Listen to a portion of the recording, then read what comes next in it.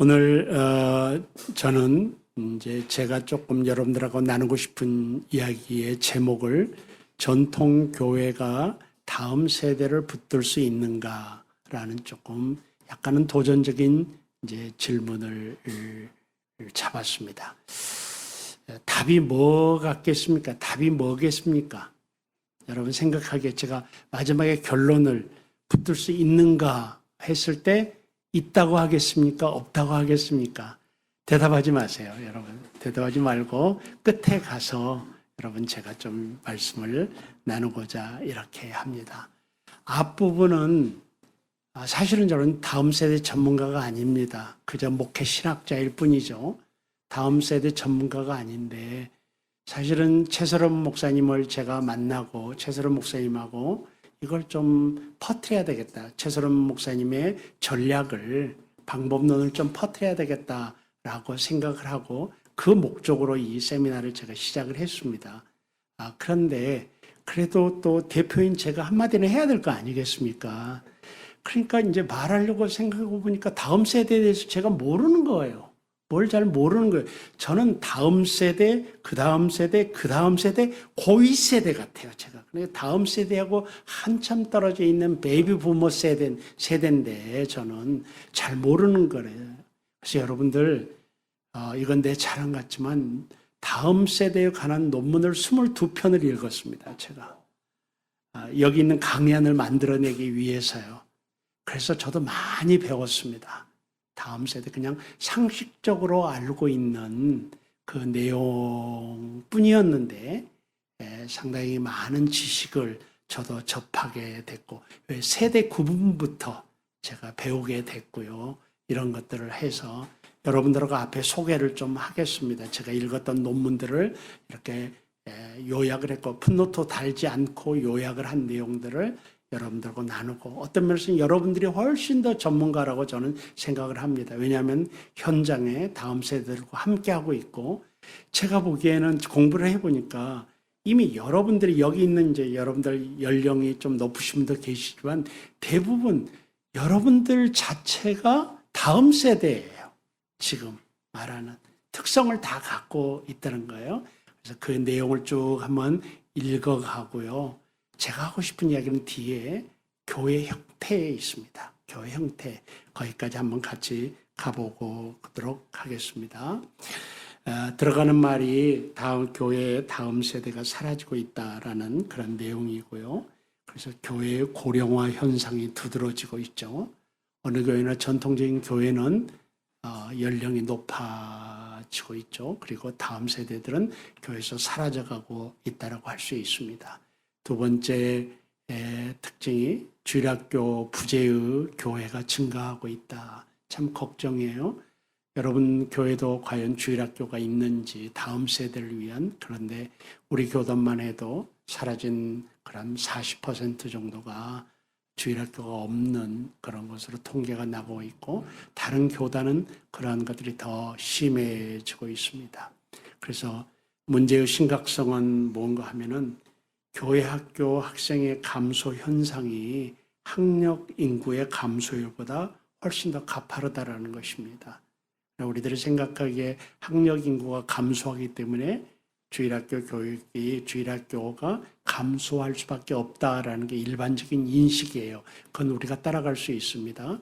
그러나 더 중요한 것은 그런 학력 인구의 감소보다 출산율보다도 더 가파르게 교회의 이 차세대, 다음 세대가 사라져가고 있다라는 그런 내용입니다. 그래서 주일학교 학생 수가 감소하니까 교회 쪽에서는 비전과 열정이 상실되고 비전과 열정이 상실되면 당연히 교육 투자가 감소할 수밖에 없고 교육 투자가 감소하면은 또 주일학생 수는 더 감소하고 하는 이런 악순환이 가중되고 있는 것이 현재 교회 상태다.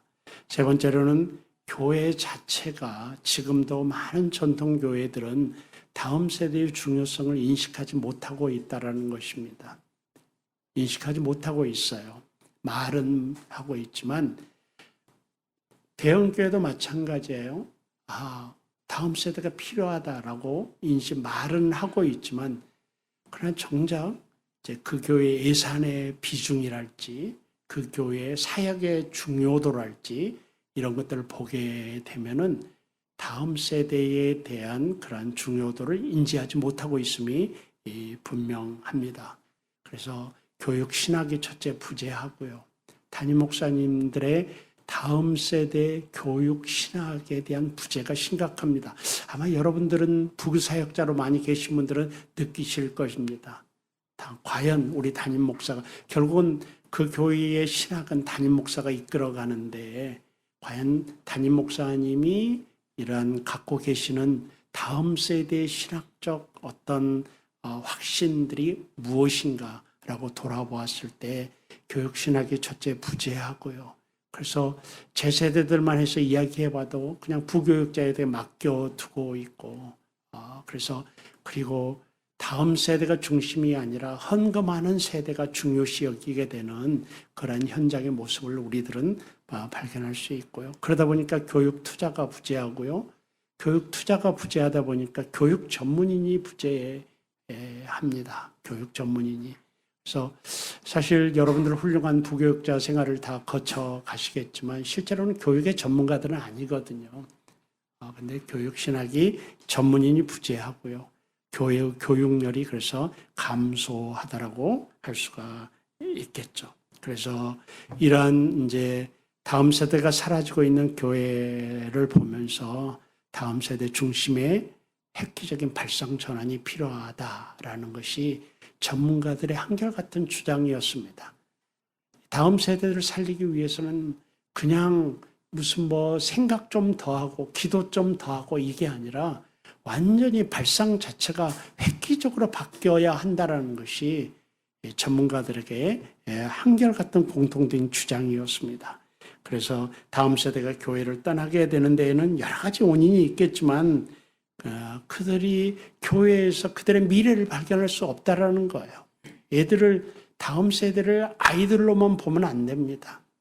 그들이야말로 다음 세대들이야말로 정말 의미를 찾는 세대들인데 교회에서 의미를 찾지 못하는 것입니다. 희망을 발견하지 못하니까 그들이 떠나고 있다라는 사실을 말할 수 있겠습니다.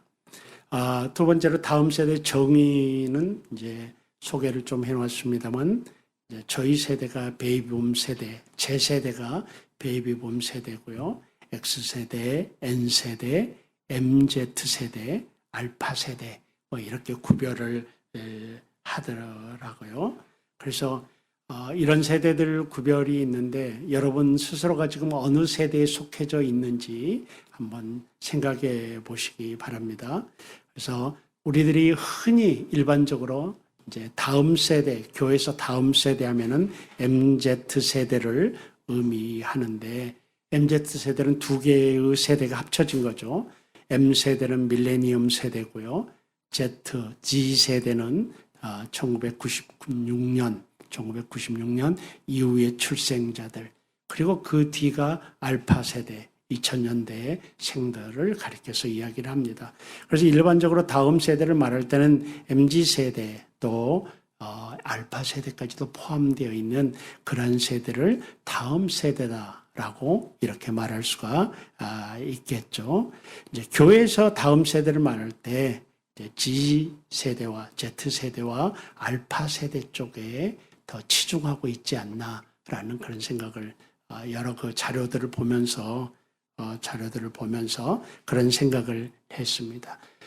여러분 대체로 MZ 세대에 속하는 분들이 얼굴을 보면 MZ 세대에 속하는 분들이 여기 많이 앉아 계시고, 그리고 여러분들이 생각하는 다음 세대는 이제 Z 세대와 알파 세대가 아닌가. 이제 그들을 어떻게 교회에서 이렇게 살려낼 수 있을 것인가라고 이야기할 수가 있습니다. 그래서 MZ 세대 중에 20대와 그 이후 알파 세대, 20대에 있는 MZ 세대, 그리고 알파 세대, 출생 이후 20대 중반까지 연령 전체를 교회의 다음 세대라고 할 수 있겠다라고 생각을 합니다. 이런 세대가 있습니다.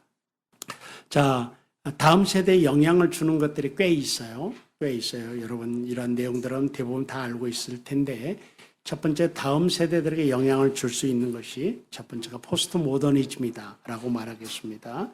포스트 모더니즘은 너무 광범위한 어떤 시대의 사조라서 어떻게 한마디로 정의하기가 어렵습니다. 그런데 다음 세대, 여러분들을 표현해서 다음 세대 모두가 다 이 포스트 모더니즘이라는 영향권 아래에 있습니다.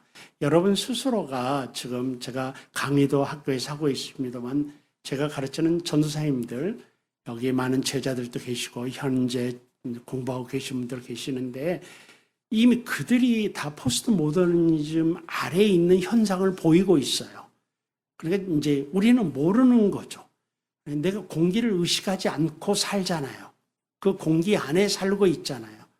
그러니까 마찬가지로 이제 물고기가 자기가 물 속에 있다는 걸 인식하지 못하고 살고 있죠. 근데 실제로 다음 세대들은 그들이 살고 있는 공기가 포스트 모더니즘이라는 그런 공기예요.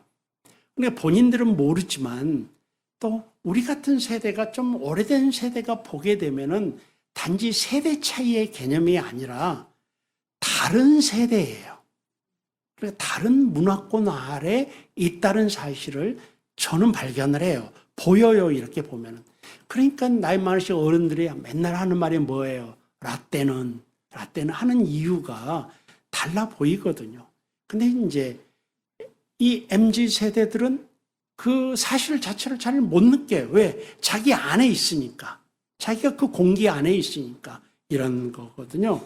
그래서 첫째가 가장 강력한 영향이 그들이 느끼든 느끼지 않든 간에 학자들은 한마디로 요약합니다. 포스트 모더니즘이 오늘날 다음 세대들의 가장 강력하게 영향을 끼치고 있는 시대 사조다라고 이렇게 이야기를 하고 있죠. 포스트 모더니즘의 특징은 여러 가지가 있지만 제가 우리 교회와 관련해서 한 세 가지를 뽑아 왔습니다. 첫째는 보편주의 사고를 해체하는 것입니다. 그러니까 우리가 믿고 있는 어떤 일반적인 것들을 다 해체해버린 거죠. 그게 왜 옳지? 우리들이 옳다고 이야기하는 것, 그게 왜 옳지? 확실성과 객관성을 해체합니다. 그리고 거대 담론을 해체합니다. 그러니까 포스트 모더니즘을 보게 되면 절대 진리가 존재할 수가 없는 것이죠. 그래서 가장 쉽게 좀 설명을 하면 포스트 모더니즘에서 그래, 너 오라. 근데 나도 오라. 이거예요. 그래, 너 인정해 줄게. 근데 나도 인정받아야 돼. 이게 이제 포스트 모더니즘. 그러니까 your God is different from my God. 이렇게 나가는 거죠. 포스트 모더니즘이 우리 교회와 관련해서 진리와 복음과 관련해서 가장 큰 핵심 하나가 바로 그건 거예요. 내 하나님이 있다라는 거죠. 오케이, 네 하나님 인정해 준다. 왜 예수를 통해서만 구원을 받아야 되느냐? 나는 내 방법으로 구원을 받겠다. 라고 이렇게 주장하는 그런 것이죠. 이게 우리 교회와 복음 전파와 관련해서 가장 큰 영향을 끼치는 것이 바로 이 포스트 모더니즘의 보편주의 사고를 해체하고 확실성과 객관성을 해체하고 거대 담론을 해체해버리는 이런 모습이라고 할 수가 있습니다. 그러니까 그런 다음 세대들 그렇게 갖고 있는 그들에게 가서 야 예수 믿어야 구원받아 그러면 왜요? 왜 예수만 믿어야 구원받아요? 이렇게 나온다는 것입니다. 이게 이제 포스트 모더니즘이 우리에게 우리 그 다음 세대, 특별히 교회 안에서 영향을 주는 그런 것들이라고 할 수가 있겠습니다. 그리고 두 번째 또 다음 세대의 교회 안에 다음 세대에 영향을 주는 요소가 당연히 우리의 출산율이 떨어지는 것이죠. 학력 인구가 감소하고 교회마다 노인이 증가하고 젊은이가 감소하고 있는 이런 현상을 이야기할 수가 있습니다. 학력 인구가 감소하니까 자연히 앞으로 줄어들 수밖에 없습니다. 정말. 그래요. 놀랍게도 보게 되면은 이제 우리 강연에 보면은 우리 최서로 목사님 설명을 할 텐데 1년에 학교가 얼마나 없어지는지 모르죠. 그런 것들, 이런 상황이 오고 있습니다. 그리고 세 번째가 이제 디지털 혁명이죠. 이들은 조금 이따 설명을 조금 더 하겠지만 이 아이들은 다음 세대들은 디지털 속에 살고 있습니다. 4차 산업혁명에 의한 것이죠. 네 번째 요소가 이제 소비주의입니다. 소비주의. 이건 학자들이 굉장히 심각하게 지적을 해요. 근데 부각되지는 않지만 실제적으로 다음 세대들에게 가장 크게 또 영향을 주는 게 소비주의예요. 그런데 이제 그런 차원으로 접근하지 않고 오늘날 이제 목회학적으로 접근을 해도 오늘날 교회를 망가뜨리는 게 소비주의예요.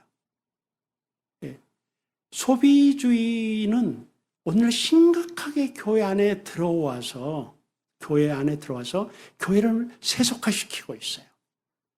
교회의 세속화의 최첩경은 소비주의예요. 세상은 소비주의를 부추기고 있죠. 그런데 소비주의는 내가 소비하는데 내가 왕이다라는 거예요. Customer is king. 소비자가 왕이다라는 거예요. 내가 내 돈을 쓰고 내 노력을 통해서 내가 소비하니까 소비주의는 자기 중심이 될 수밖에 없어요. 그래서 오늘날 교회의 가장 큰 문제점은 소비주의예요. 교회 역시 이 소비주의를 따라가고 있고요. 성도들은 소비주의, 커스터머 마인드로 교회를 오게 되고요. 이러므로 말미암아 교회 세속화가 가속화되고 있는 거예요. 근데 청소년들에게는 다음 세대들은 이 소비주의가 굉장한 영향이 있어요. 그래서 오늘날의 소비주의는 청소년들에게 개성 추구와 유행을 추종하게 만들고요.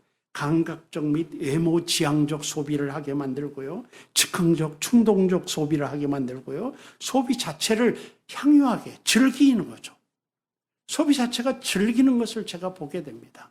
여러분 세대의 이야기일 수도 있습니다. 여러분 세대들, 여러분. 그러니까 이게 여러분 정말 죄송한 말씀을 한마디만 들으면은 이제 제가 한국에 온 지가 10년이 됐습니다. 10년이 됐습니다. 근데 여러분 제가 미국에서 20년 살다가 한국에 와서 10년이 됐습니다. 지금도 제가 느끼고 있는 건데요. 한국이 너무 부자예요. 너무 부자예요. 이걸 지금도 제가 느끼고 있어요.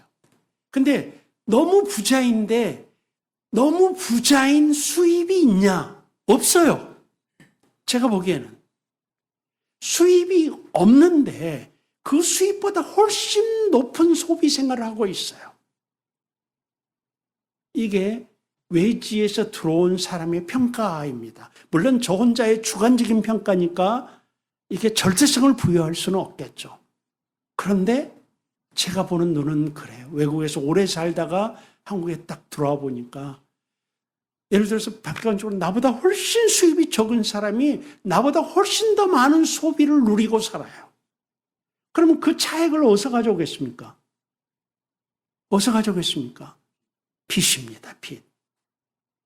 그러니까 제가 느끼기에 빚이 없는 사람이 없는 거예요.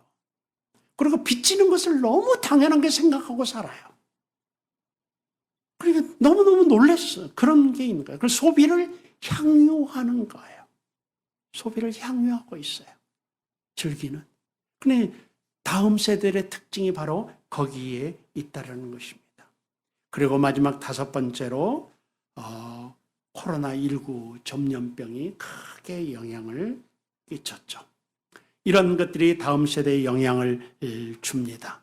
다음 세대의 특성을 한번 보겠습니다. 첫째, 디지털 문화요. 기성세대에는 반감이요. 증정성과 의미를 추구한다는 것이고 영성 추구고 감성 추구고 다양성 추구라고 이렇게 할 수가 있습니다. 디지털 문화를 먼저 보게 되면은 디지털 네이티브라고 말을 해요. 네이티브가 온주민이란 뜻이잖아요. 그러니까 온주민은 그 지역에 원래 살았던 사람이에요. 그러니까 다음 세대들은 디지털과 더불어 사는 사람들이에요. 이걸 디지털 네이티브라고 그래요. 그러면 저희 같은 세대는 어떤 세대겠어요? 디지털 이민자예요. 유목민 내지는 디지털 이민자. 이민자는 뭐죠? 온주민 옆에 가서 붙어서 배워서 사는 사람이에요. 내가 미국에 이민 갔어요. 그렇다고 한다면 나는 이민자예요. 그렇다고 한다면 거기에 네이티브는 백인들이에요. 그런데 그 백인들에게 내가 옆에 살면서 그들의 문화와 그들의 삶을 배우면서 사는 거예요. 이민자들은. 거기에 동화되면서. 그래서 제 세대들은 아마도 제 세대들은 컴퓨터 타이핑도 제 세대들은 제대로 저는 지금도 좌판을 보고 쳐요. 물론 그렇다고 속도가 느린 건 아니에요. 좌판을 보고 쳐요. 아직도. 왜냐하면은 처음에 없었어요. 저 신학교 다닐 때 처음 워드 프로세스가 나왔어요. 저 신학교 다닐 때 90년대 후반에. 그리고는 급속도로 막 발전하는데 여러분 그래도 저는 도스부터 그래도 명령어 좀 배워가면서 이렇게 시작을 했어요. 근데 그렇게 하면서 저는 배워가는 것이죠. 요즘 세대는 뭐죠? 자연스러운 거예요, 그게. 네이티브야, 그대로. 저는 이민자고 그런 특성을 가지고 있습니다. 그래서 스마트폰의 대중화와 유비쿼터스 사회의 영향을 직접 받은 세대라고 할 수가 있습니다. 그래서 빅데이터니 인공지능이니 클라우드니 사물 인터넷이니 이런 용어들을 정말 수용하기도 바빠요. 제 입장에서는. 근데 다음 세대들은 너무 익숙하게 그런 게 접해져 있는 거예요. 그냥 너무 익숙하게. 그래서 그걸 차이가 있다고 할 수 있습니다. 그래서 초가속화, 초연결화, 초융합, 초지능 이런 것들이 4차 산업혁명의 특징들인데 이런 부분에 대해서는 제가 전에 연구를 좀 한 게 많이 있어서 4차 산업혁명에 대해서는 제가 조금 공부를 했습니다. 근데 이런 것들을 통해서 정말 다음 세대들이 큰 영향을 줄 거예요. 아니, 교회에 영향을 줄 거예요. 정말 앞으로 여러분 공간이 필요 없는 교회가 나올 수밖에 없어요. 어떤 정해진 공간이. 여러분 저는 믿지 않고 많은 전도사님들에게 물어봤어요. 정말 그러냐? 라고 물어봤을 때 전도사님들도 동의를 안 하던데 전문가들은 있지 않습니까? 우리가 이 공동체 여기 모여가지고 우리가 느끼는 감성들, 우리가 느끼는 공동체성들, 우리가 느끼는 관계성들 이런 거, 영성 이런 거 있잖아요. 디지털 네이티브들은 안 모이고 화면을 통해서 그걸 느낀다는 것입니다. 우리가 오프라인을 통해서 이런 한 장소에서 모였을 때 느끼는 감정을 디지털 네이티브들은 화면을 보면서 똑같이 느낀다는 거예요. 그리고 우리가 은혜를 받잖아요. 서로 보면서 은혜를 받고 공동체성을 느끼는데 디지털 네이티브들은 화면을 보면서 그걸 똑같이 느낀다는 거예요. 그래서 제가 진짜 우리 전도사님들에게 많이 물어봤어요. 여러분들이 가르치는 애들이 정말 그러냐? 그러니까 아니에요. 아니에요. 디지털 예배가 애들 다 망쳤어요. 대부분 다 그렇게 대답하는 걸 들었습니다. 그런데 전문가들이 이제 그런 이야기들을 계속 하고 있음을 보게 됩니다. 앞으로 큰 영향을 줄 것입니다. 우리들이 대비를 해야 되는 것이죠. 두 번째, 기성세대에 대한 반감이 굉장히 고조되어 있는 게 다음 세대들이죠. 기성세대의 불공정함과 세월호 사태 등을 겪으면서 2000년생들이 기성세대와는 다른 기성세대에 대한 반감을 갖게 되고요. 그리고 교회의 헌금 강요, 권위주의, 자기도취, 위선적, 그리고 폐쇄성에 대한 반감도 있고요. 기성세대의 성가속, 옳고 그름에 대한 기준과는 다른 기준을 갖고 있습니다. 그래서 권위주의 대신에 합리주의고요. 획일성 대신에 다양성이고요. 집단성 대신에 개체성이고요. 공동체적 가치 대신에 개인적 가치가 강화되고 있다라고 그렇게 할 수가 있겠습니다. 여러분들 다 젊은 교육자들인데 담임 목사님하고 회의할 때 기록하는 수첩 쓰시는 분 손 들어보세요. 몇 사람 안 되네요. 그래도 수첩을 쓰긴 쓰군요. 다음 세대들도. 그런데 그것이 얼마나 그 어떤 다음 세대들로서는 뒤떨어져 있는 방법인 거 좀 아십니까, 여러분? 네. 그러니까 이제 저희 세대가 대체로 담임 목사님인데 저희들은 수첩 세대거든요. 이제 아마 담임 목사님의 분위기를 맞춰드리기 위한 것인지 모르겠습니다. 근데 제가 하나 읽어볼게요. 젊은 교육자들은 너무나 자연스럽게 성경 대신 스마트폰 앱을 켜서 성경을 읽고 노트북이나 태블릿 PC를 켜서 회의 내용을 그 자리에서 타자로 쳐서 저장하고 신방 보고를 해도 종이에 출력해서 하는 것이 아니라 교회 행정 프로그램의 결과를 입력해 놓는 것으로 보고를 끝낸다. 출퇴근의 엄격함보다는 사역하는 시간의 총량이 더 중요하게 여긴다. 오늘날 이제 젊은 교육자들의 그런 거예요. 그러나 저희 같은 세대의 담임 목사들은 거기에 적응해야지. 우리가 적응해야지. 예?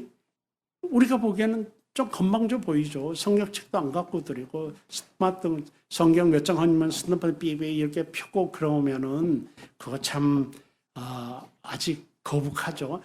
남미 저는 아니에요. 저는 굉장히 앞서가고 있어요. 저는 굉장히 열려 있습니다. 그런 면에 있어서 뭐 다른 얘기 같지만요.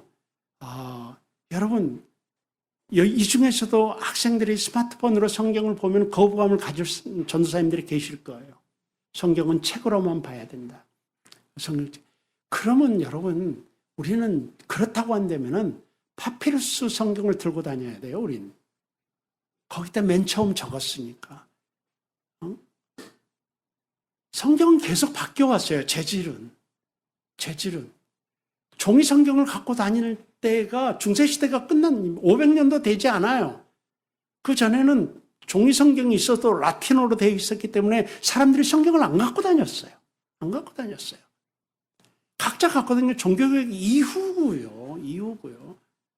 그런데 마치 종이 성경을 갖고 다녀 거룩하다고 여긴다고 생각한다면은 여러분들 좀 다른 얘기인데 이러면 내가 30분 안에 도저히 못 끝나는데 원래 제가 말이 많은 건 제자들이 다 알죠. 앞에 서기만 하면 제가 말이 많거든요. 지금 우리가 생각하기에 여러분 있지 않습니까? 교회는 세상 문물이 발전하잖아요. 이게 이제 교회의 역사입니다. 그러면은 진보 쪽에서 발전이라는 것은 진보거든요. 어떤 의미에서? 진보 쪽에서 보수를 계속 끌고 가요.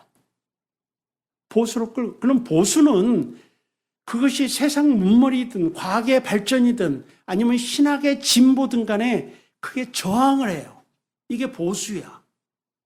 저항을 하다가 결국에는 따라가요. 계속 수용하게 돼요.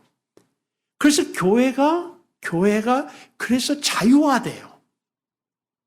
이게 교회의 역사예요. 여러분, 이 땅에 어느 교단도 진보로 시작한 교단은 없어요. 지금 있는 교단들. 모든 교단은 극보수로부터 시작을 해요. 그러면서 점차 진보로 나아가요. 이게. 여러분, 제가 속해져 있는 합동측도 말할 수 없이 진보적이 됐어요. 저 어렸을 때에 비하면. 그러니까 계속해서 저항하면서 끌려가는 거예요. 수용하면서. 그러면서 어느 순간에 개혁이 일어나죠. 끌려가다가. 거기서 초보수가 다시 뛰쳐나오죠. 이런 역사를 보게 된다고 한다면은 여러분 여기 대부분 합동측 목사님 속해져 있을 텐데 어느 순간 우리가 비판하는 진보 진영의 모습으로 점차 닮아갈 거예요. 저는 예언을 해요. 그러다가 어느 순간 세월이 어쩌면 여러분 세대 때, 여러분 다음 세대 때 교단은 쪼개지게 되기가 쉽죠. 아니 쪼개져요. 왜? 보수 진영이 튀어나오기 때문이에요. 그래서 다시 시작을 해요. 이게 교단의 역사예요. 이게 교단의.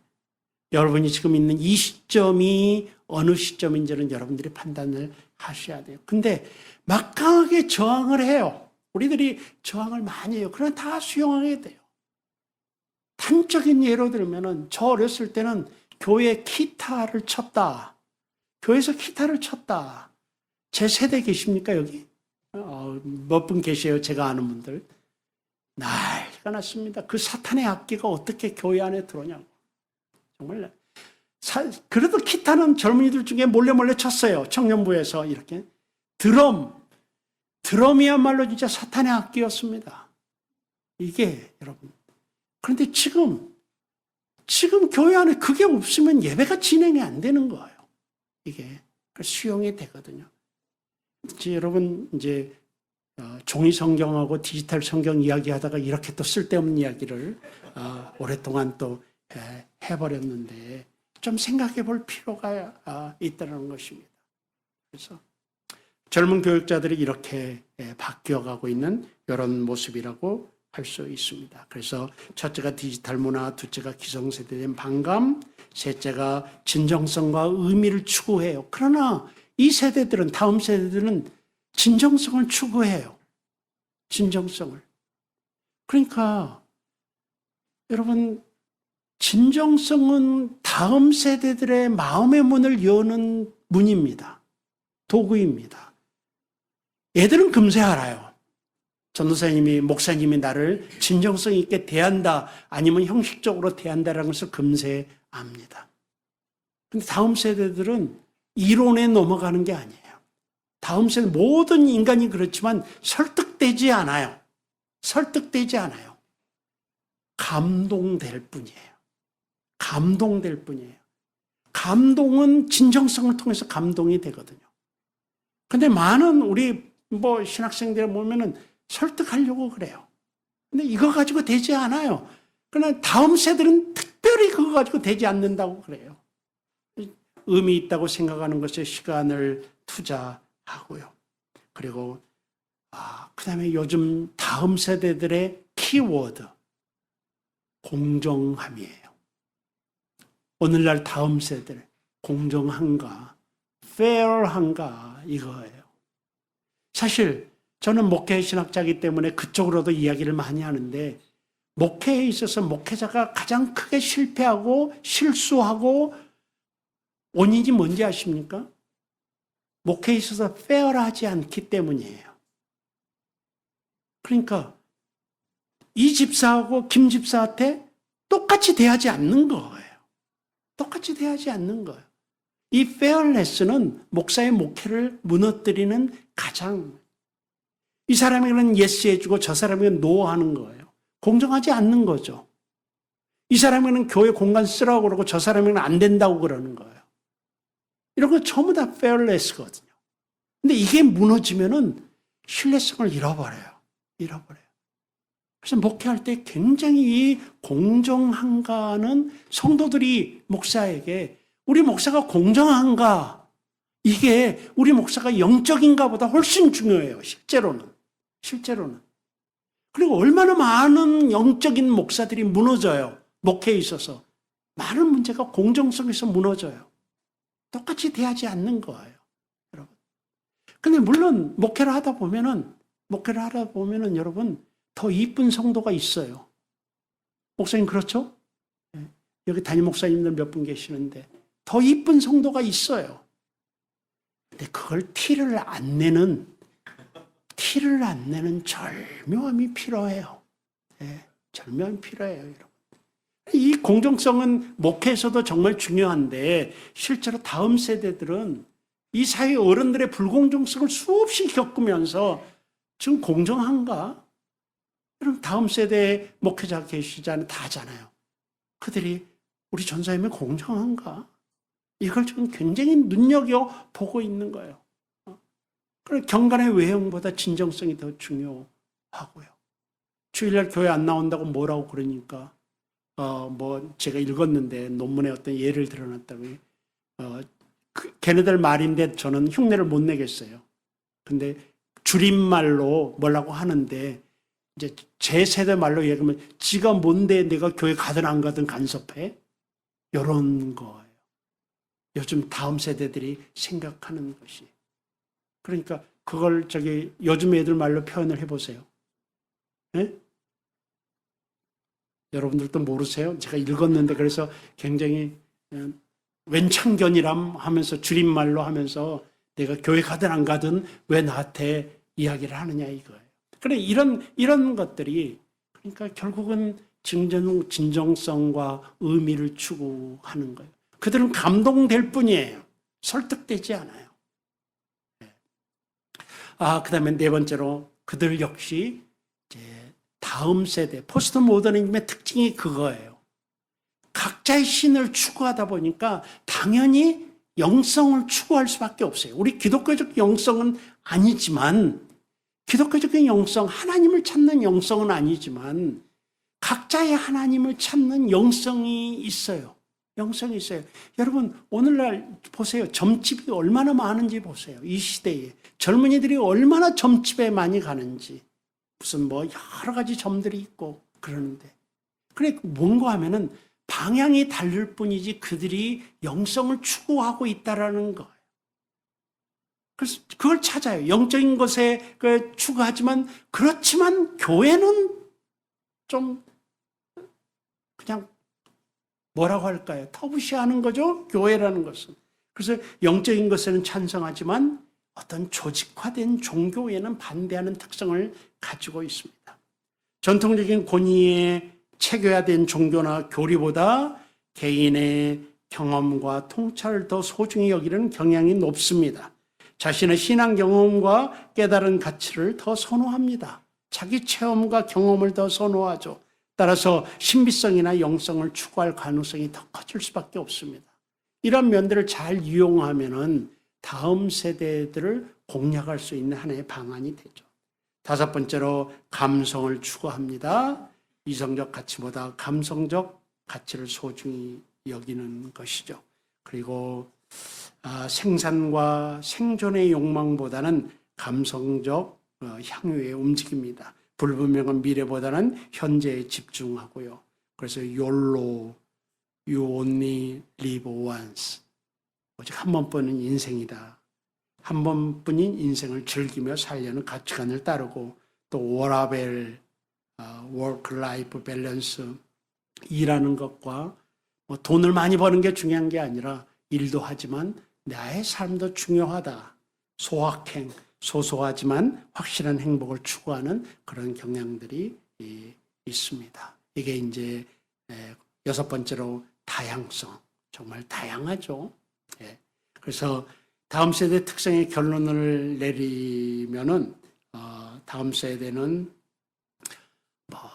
저도 전쟁을 겪지 않았지만 가난은 겪었거든요.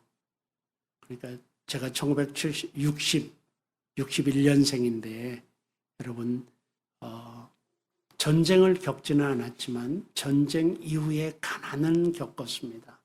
정말 가난을 겪었습니다. 근데 요즘 세대, 다음 세대는 그렇지 않죠. 여러분들도 포함되지만 배고픔을 경험한 세대도 아니기 때문에 기성세대와는 가치관부터 매우 다릅니다. 문화가 다르고 생각이 다르고 욕구가 다르고 삶의 도구가 다릅니다. 그래서 전혀 다른 세대입니다. 전혀 다른 세대이죠. 동일한 공간에서 호흡하고 있지만 다른 세상을 살고 있고, 다음 세대가 어떤 특징을 갖고 있으며, 그래서 교회는 그들의 요구가 무엇인지에 대해 귀를 기울여야 합니다. 다음 세대의 호소를 듣고 대답해 줄 수 있는 기성세대, 여러분들 지도자들이 되어야 할 것입니다. 그래서 다음 세대를 회복하기 위한 방향을 이제 우리 전문가들의 쭉 해놓은 이야기들을 정리를 제가 좀 해봤습니다. 그랬더니 한 7가지 정도 정리가 나왔습니다. 첫째는 그들을 이해하고 신뢰한다. 굉장히 중요한 것 같습니다. 이해하고 신뢰한다. 여러분, 그들을 믿어야 됩니다. 이건 단지 다음 세대 이야기 아니라 우리 목회자들의 기본적인 자세입니다. 성도들을 믿어야 됩니다. 신뢰해야 됩니다. 다음 세대들을 믿어야 됩니다. 여러분, 우리 세대가, 여러분 신학생들 여러분들을 보면은 우리나라 교회 큰일 났다고 다들 이야기해요. 저런 신학생들이 저런 마인드와 저런 자세로 앞으로 한국 교회가 큰일 났다 그래요. 그렇게 이야기를 해요. 저는 아니에요. 저는 아니에요. 그렇게 다들 이야기해요. 돌아봐요. 제가 신학교 다닐 때 우리 선배들이 저를 보고 너 같은 애가 신학생이니 앞으로 우리나라 큰일 났다. 그때 그랬어요. 정말로 그랬어요. 저를 보고. 저는 약간 신학교 다니면서도 뭐라고 할까요? 약간 또라이끼가 좀 있었어요. 그러니까 우리 신학보다는 다른 신학을 더 공부를 많이 했고요. 그리고 뭐 이렇게 보면 자유주의 공부 엄청 했고요. 그 다음에 뭐 여러분 담임 목사님 세대에서 아니 말 안 할래. 말 안 할 건데 제가 만든 그 동아리도 있었어요. 기독교 사상 연구회라는 동아리가 있었는데 뭐 다 그냥 이단시했죠. 그 동아리를 이단시했죠. 그런 것들이요. 그러니까 이제 그런 것들 저보고 큰일 났다고 했어요. 우리 교단 망했다고 했어요. 이제 저 같은 사람을 보고. 그런데 놀랍게도 제가 그 교단의 신학교 교수가 되어 있어요. 물론 이제 신학적인 개과천선하는 계기가 있었습니다. 결국은 내가 돌아갈 때가 내 고향밖에 없더라고요. 헤매고 했더니 결국 돌아갈 때가 이제 요즘 표현을 하면 개혁주의 신학밖에 없더라고요. 그게 나한테 맞는 신학이고 내 품성에 맞고 또 내가 자라왔던 신학이고 그래서 결국은 그렇게 됐는데 여러분 다음 세대도 마찬가지예요. 많은 분들이 그렇게 이야기할 때 저는 그래도 네가 평생 영원히 살 수 없잖냐. 제가 우리 동기들한테 그래요. 전도사님들 뭐 다음 세대들 목회자들이 문제다 어쩌다 이야기할 때 야, 너 이제 10년밖에 안 남았지 않냐. 결국은 네가 문제시하는 그 세대에게 네 교회를 맡겨야 된다. 제가 이렇게 이야기를 해요. 네. 맞아요. 그래야 돼요. 근데 놀랍게도 또 훌륭하게 완수해요. 다음 세대들이. 그래서 이해하고 신뢰하는 게 정말 중요합니다. 이해하고. 이런 말이 있어요. 카오스적 질서. 혼란 속에 질서가 있다는 거예요. 다음 세대가 똑같아요. 여러분도 그 세대를 거쳐왔고요. 카오스적 질서가 그들에게 특징이에요. 그러니까 그들을 이해하고 그들을 그래도 신뢰하는 게 필요하죠. 그리고 교회의 동등한 두 번째 교회의 동등한 구성원으로 여긴다. 정말 이건 필요한 거예요. 교회의 동등한 구성원으로 여겨야 돼요. 주일학생들 맨날 돈이나 쓰는 이렇게 되면 안 되는 거죠. 여러분 이게 갑자기 생각나면 또 말이 길어지는데 제가 이제 목회를 할 때 보면은 이제 나이 드신 장로님들이 다 있잖아요. 근데 이제 가족이 교회를 다니니까 그러면 제가 생각하기에 제가 믿기에 그 아들은 교회 그냥 나와. 근데 교회 와서 한마디도 못해. 왜 층층시야 뭐 아버지도 있고 아버지 또래 옛날 선생들이 다 있으니까. 그래요. 옛날 어른들이 장로님 보기에 네가 뭘 아냐예요. 네가 뭘 아냐. 어려서부터 봤으니까 뭘 아냐예요. 근데 이 사람이 이 아들이 하는 일이 뭔지 아세요? 우리 교회 예산의 3배를 움직이는 회사를 운영해. 근데 교회만 오면 뭐가 돼요? 바보가 돼. 어린애가 돼. 그 취급을 받는 거예요. 제가 보기엔 너무 답답한 거예요. 미국에서 목회하는데 미국 사람으로서 자기네들이 1세대들은 영어도 잘 못하고 그러면서 교회 와서만 큰 소리 치는 거예요. 그러니까 다음 세대들을 꼼짝 못하게 하는 거야. 네가 뭘 알아 그런 거예요. 근데 실제로는 다음 세대들은 우리 교회보다 3배 큰 규모의 회사를 운영하는 사람들이에요. 전문인들이에요. 전부 다. 그러니까 다음 세대가 떠날 수밖에 없는 거예요. 기회만 있으면 아버지 다니는 교회를 떠나려고 하는 거예요. 가서. 여러분 어떻게 생각하세요? 그래서 내가 장로님들은 제발 교회 와서 큰 소리 치지 말라고.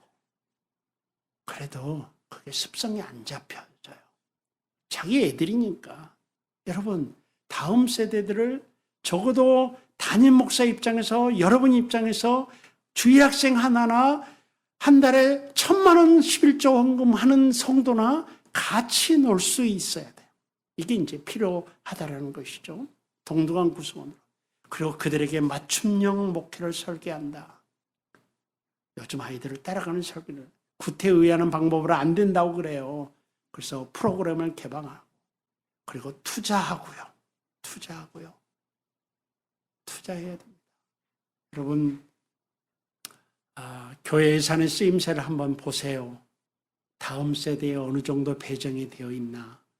그거 보면은 그 교회 미래를 점칠 수 있습니다. 정말 미래를 점칠 수 있습니다. 근데 여러분, 제가 갑자기 염려가 되는데, 오늘 제 이런 말을 듣고 가서 담임 목사한테 대드는 건 아니죠? 가서 재정장로, 수석장로님들한테 대드는 거 아니죠? 우리 양 교수님이 그랬는데, 신학교 교수님이 양 교수님이 그랬는데, 우리 이렇게 예산 배정했다가 우리 교회 미래 없습니다. 막 이렇게 대드는 거, 그러면 여러분도 곤란하고 저도 곤란해집니다. 그래, 여러분.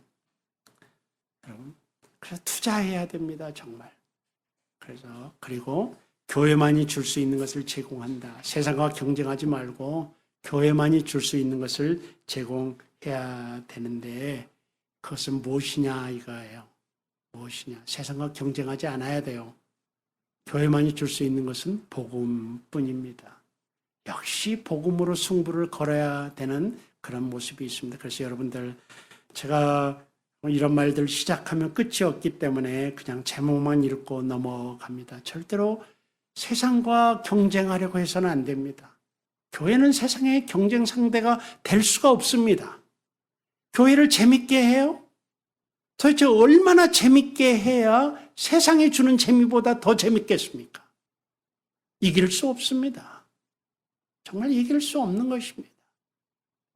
근데 많은 교회들이, 특별히 다음 세대 사역자들이 세상과 경쟁해서 세상에다 애들을 뺏기지 않게 하는, 세상보다 더 흥미롭게, 더 재미있게, 그리고 그들의 비위를 더 맞춰가면서 이렇게 하려고 하는 것 같아요. 이건 다음 세대 사역자뿐만이 아니라 오늘날 목사님들도 다 마찬가지예요. 많은 교회가 강단을 재밌게 꾸미려고 그러고요. 그래서 설교를 재밌게 하려고 그러고요. 어떻게 하면 사람들을 뺏기지 않을까? 세상의 유사 종교들에게 뺏기고, 세상의 거짓 종교들에게 뺏기고. 여러분,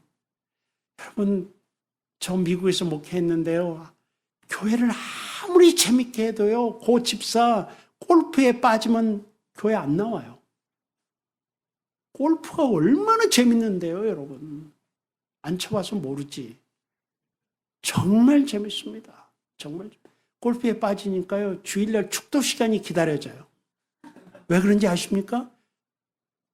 이거 끝나면 오늘 일이 끝나. 내일 골프 치러 가는데. 축도하면서 그 생각을 해요. 아, 드디어 끝나고 내일 골프를 친다. 내 이야기예요. 여러분, 제 이야기예요. 근데 그런 재밌는 것과 교회가 경쟁을 해요? 다음 세대들은 더 하죠.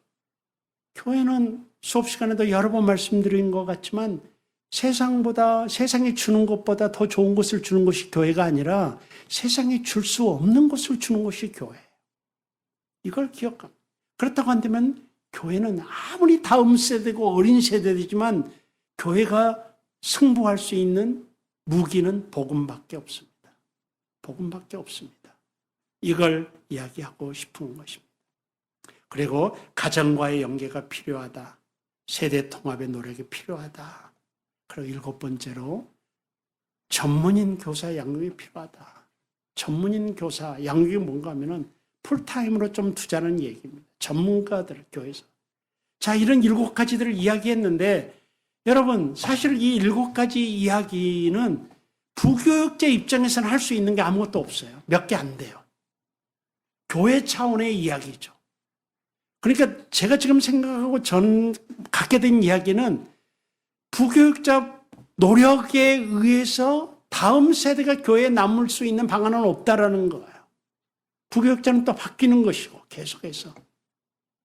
결국은 담임 목사가 문제이고요. 훗날 여러분들 지금 다음 세대를 생각하면은 담임 목사 할 때가 중요한 거예요. 그들에게 교회 차원에서 접근을 해야 되는 것이죠. 여러분, 본당은 왜 화려하게 꾸며놓고 교육부서 시설은 엉망입니까? 조그만 구퉁이방 하나 주면서. 이래서 다음 세대가 살아나지 않습니다, 지금은. 그래서 여러분, 기존 교회에서 다음 세대를 살려는 어떤 교회를 보니까 본당과 맞먹는 다음 세대 공간을 본당 바로 옆에 만들어요. 가치를 두는 것이죠. 가치를 두는 것이죠. 그럼 굉장히 교회에서 투자하는데 교육은 100년 대계라고 했지 않습니까? 투자만 있을 뿐이에요. 투자만 그들에게 있어요. 생산이 없어요. 교육부서들은. 그럼에도 불구하고 투자해야 되는 거예요. 왜? 하나님의 그들이 커서 우리 교회를 계속 나온다는 보장이 없어요. 제가 갖고 있었던 목회 철학이 그거였어요. 아이들에게 투자해요. 근데 이 아이들이 우리 교회에 나올 확률은 많지 않아요. 계속해서. 그러나 우리 개교의 입장에서 보는 게 아니라 하나님 나라 입장에서 봤을 때 이들이 투자를 해놓으면 어딘가 가서 하나님 나라의 생산적인 역할을 할 거란 말입니다. 그걸 내다보고 해야죠. 이게. 그러니까 하나님 나라 차원에서 투자를 해야 되는데 그렇지 못하는 거예요. 이게. 이런 것들은 우리가 한번 생각을 깊이 해볼 수 있는, 단지 아이들을 교회 부흥의 수단으로 여겨서는 안 됩니다. 그렇게 했다가는 그 교회에 미래가 없다라고 할 수 있습니다. 여기까지가 제가 다음 세대를 이제 생각해서 했던 이야기입니다. 다음이 이제 교회 형태들에 대해서 이야기를 좀 하겠습니다. 30분은 벌써 넘었죠? 예. 55분이군요. 우리 5분 안에 끝내겠습니다. 첫째가 여러분 읽어갑니다. 교회는 그 시대에 살아남기 위해 몸부림쳤다라는 거예요. 여러분 놀랍죠? 교회는 살아남기 위해 몸부림쳤어요. 지금까지. 이게 자구책을 갖기 위해서 했었죠. 그래서 보면은 제도화된 교회가 있고요. 여러분. 실용화된 교회가 있고요. 여러분. 내용들은 여러분이 한번 읽어보십시오. 그리고 이머징 교회가 있고요. 여러분 5번에 보면 20세기에 일어난 교회가 살아남기 위한 교회 노력들을 한번 보겠습니다. 교회 갱신운동, 교회 성장운동, 교회 효율성운동, 교회 건강운동, 이머징 교회운동, 수많은, 그러니까 지금 제가 이걸 뭉뚱그려서 다 설명을 하면은 교회는 그 시대에 살아남기 위해서 끊임없이 교회 형태를 바꿔왔어요. 이걸 이야기하고 싶은 거예요. 그런데 그 시대에 살아남는다는 게 무엇인지 아십니까? 왜 교회가 그 시대에 살아남기 위해서 교회의 형태를 끊임없이 바꿔왔겠습니까? 핵심을 말하고 싶은 게 이겁니다. 다음 세대가 교회를 떠나기 때문이었습니다. 이게. 다음 세대가 교회를 떠나니까 기존 교회들은 그냥 지금 우리 한국 교회처럼 못 느끼고 그냥 가는 것입니다. 가는 거예요. 그러면 가면 어떻게 됩니까? 교회가 같이 늙어가요. 여러분 어차피 교회는 영원히 존재하는 지상교회는 없습니다. 언젠가는 그 지상교회는 사라집니다. 역사 속에서 증명되고 있습니다. 교회 속에서도 증명되고 있고요. 교회 생명주기라는 우리 실천신학 이론에서도 증명되고 있습니다. 지상교회는 언젠가는 생명을 다 합니다. 대부분의 죽는 케이스가 어떤 건가 하면은 교회가 늙어가서 죽는 겁니다. 늙어간다는 것은 다음 세대를 수용하지 못하기 때문에, 들어오지 않기 때문에 자연스럽게 교회도 쇠락하게 되고 약화되게 되고, 그러면서 사실은 어떤 그 코마 상태에 빠진 상태로 오랫동안 있다가 교회는 죽습니다. 근데 교회 문을 닫는 것을 정말 천벌받을 일이라고 생각하기 때문에 교회가 문을 잘 닫지 않습니다. 그래서 코마 상태가 굉장히 길어요. 교회들은. 후반기로 갈수록. 근데 그 교회가 왜 그렇게 되느냐? 다음 세대가 안 들어오기 때문입니다. 교회를 떠났기 때문입니다. 그러면은 모든 지금 여기에 교회 형태에 대해서 쭉 제가 전통적인 교회로부터 시작해서 쭉 열거를 해놓고 이러한 모습들이 20세기만 해도 이렇게 수많은 운동들이 있어 왔다. 그래서 이머징 처리를 거쳐서 지금은 미셔널 처치까지 이어지고 있습니다. 선교적교회까지 이어지고 있습니다. 근데 이러한 교회의 몸부림은 살아남기 위한 몸부림인데 왜 했느냐? 다음 세대를 붙잡기 위한 노력이었습니다. 이렇게 진단을 제가 하고 제가 확신을 하고 있습니다. 그래서 여러분, 전통적인 교회에서 젊은 세대가 빠져나가니까 그 다음에 나온 교회들이 윌로크릭 교회로 대표되는 시컬 센시티브 처치가 나온 것이죠. 그러나 지금 이제 그때 그렇게 해서 전통적인 교회 다음 세대를 붙잡은, 그래서 파퓰레이즈였죠. 우리나라에도 다 그런 식이죠. 그런데 지금 그때 다음 세대였던 그들이 지금 60대에 다 들어가 있습니다. 윌로크릭이나 또는 어디죠? 동부에 세들백 교회나 이런데 지금도 형태를 유지하고 있지만 그들 교회가 시작될 때 센세이션을 일으켰을 때 그 젊은 세대들이 다 60대가 넘어가고 있습니다. 근데 그들의 걱정이 뭐냐? 지금 세대가 또 그 교회를 떠나고 있다는 것입니다. 이게 떠나고 있다는 것이에요. 그래서 또 다른 대안이 나오기 시작했어요. 그게 이머징 철치고요. 이머징 철치가 너무 또 그 모습 가지고도 버티기가 어려우니까 거기서 떨어져 나온 것이 미셔널 처치라고 할 수가 있고요. 그러면서 교회가 다음 세대들을 품고 수용하기 위해서 끊임없이 형태를 변모해 왔다는 사실을 제가 말씀드리고 싶어요.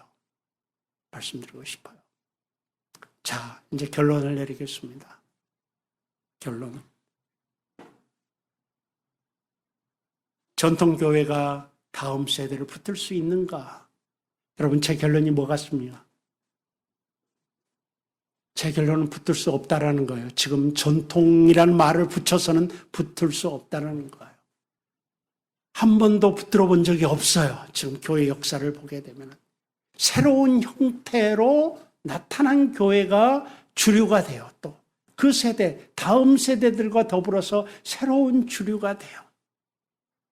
그래서 제 개인적인 소신이고 신학적 결론입니다마는 여러분들이 다음 세대를 찾기 위해서는 전통교회를 떠나야 돼요. 그 가치관을 떠나야 되는 것이죠. 교회라는 전통 신학을 떠나란 말이 아니에요.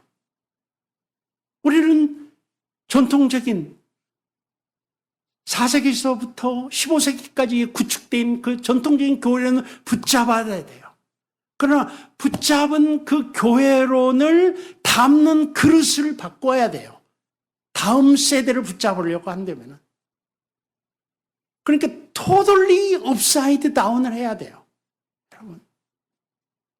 전통교회가 다음 세대를 붙잡으려고 한다면 적어도 제가 가지고 있는 공부의 결론을 이야기한다고 한다면 본당을 아이들에게 내줘야 돼요. 본당을 아이들의 예배처럼 내주고 기성 세대들은 이 아이들이 했던 그 조그만 방에 가서 다 예배드리고 헌금은 열심히 해야 돼. 그 헌금은 그들에게 다 쓰고 어른들 중심의 사역은 좀 줄이고 그런 혁명적인 발상이 되어야 전통교회가 다음 세대들을 붙잡을 수 있다라고 저는 과격하게 이야기하고 싶어요. 그러게 되는 것이. 그래서 저는 여러분들에게 새로운 교회를 시작하라고 말하고 싶어요. 제가 뭐 가르치는 교수죠? 네, 교회를 개척하라고 말하고 싶어요. 다음 세대들을 붙잡기 위해서 교회를 개척하라고 말하고 싶어요. 기존교회에서 스트러글링, 물론 기존교회에서 하기도 해야 되겠죠. 여러분이 담임 목사가 됐다고 하십시다. 그러면은 정말 이 패러다임을 다 바꿔야 돼요. 저는 다음 세대에 대해서 잘 몰라요, 사실은. 근데 이 문제를 목회학적으로 접근해봐도 마찬가지예요. 기성세대 중심, 물론 기성세대하고 사이가 안 좋으면 목회 못하니까 잘해야 되겠지만 정말 지혜롭게 여러분이 어느 교회 담임 목사가 됐다고 한다면 여러분의 패러다임을 바꿔야 돼요. 패러다임을 바꿔야 돼요. 그리고 그게 싫으면 과감하게 도전하시라. 다음 세대를 위한 교회를 시작하시라. 이렇게 말하고 싶어요. 그게 제 결론이에요. 오늘 전통교회가 다음 세대를 붙들 수 있는가? 그 특별하고 다른 세대들을 전통교회 어른들의 놀라운 것은 전통교회가 나이 들잖아요. 여러분, 에이징 심프톰, 노화 현상이 있거든요. 에이징 심프톰이 우리의 성령의 능력보다 더 강해요. 목회를 해보면 알아요. 여러분, 나이가 든다라는 이 현상들, 나이 든 때의 현상에 몇 가지가 있어요. 첫째, 고집스러워진다. 둘째, 자기중심이 된다. 이런 것들이에요. 그러니까 정확히 나이 들면서 어른은 나이 들지만 상태는 다음 세대 상태로 돌아가요. 다음 이렇게 목회를 해보면 알아요. 그러니까 목회를 하면은 똑같은 나이 든 어린이들과 실제 어린이들을 목회해야 되는 거예요. 이게 쉽지 않아요. 쉽지 않아요. 그러니까 그러나 결정권들은 그들이 갖고 있어요. 이들이 그 집단 심리가 본당을 아이들에게 내줄 수 없어요. 집단 심리가. 그렇게 결정되지 않아요. 자기들 중심이 될 수밖에 없어요. 그래서 이런 사실들, 그래서 저는 다음 세대를 잘 모르고 단지 연구해서 여러분들하고 좀 나눴지만, 그러나 제가 생각하기에 다음 세대를 찾기 위해서는 교회가 혁명적으로 바뀌어야 된다. 말로 해서는 안 된다. 그래서 그런 교회의 형태로 다음 세대를 담을 수 있는 교회 형태로 가야 된다. 그런 거예요. 그게 뭔지는 여러분들이 이제 이야기를 생각을 해 봐야 되겠죠. 여러 가지 전문가들의 이야기들이 있는데 결국은 돈이에요. 여러분, 결국은 돈이에요. 교회가 돈을 거기다 써야 돼요. 시설을, 전문인을 이렇게 하면서. 이 정도로 마치겠습니다.